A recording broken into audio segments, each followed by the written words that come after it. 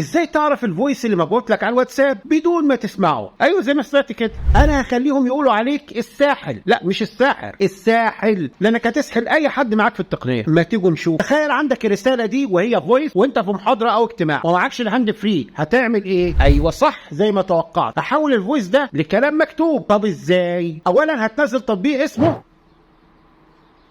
بعد ما ينزل معلش هو فيه اعلانات كتير بالنسخه المجانيه، بس كتطبيق بيعمل اللي معمول علشانه بالظبط. من فوق يمين اختار الثلاث نقط دول اللي فوق بعض، اختار هنا هتنزل لحد لانجوج، ضيف اللغه العربيه واي لغه تاني لو عايز. هنيجي بقى للفويس اللي عايزين نعرف هو بيقول ايه من غير ما نسمعه. نضغط ضغطه طويله من فوق، اختار دي شير، هتلاقي ايقونه التطبيق اتضافت، اضغط عليها، اضغط هنا، دوس اوكي، اختار اللغه، هنختار طبعا اللغه العربيه مثلا، دوس على ترانسكرايب، هتلاقي الفويس اتحول لكتابة. تقدر تعرف هو بيقول ايه بدون ما تسمعه. لو فدتك ما تنساش تدعيلي وتسيب كومنت حلو. سلام.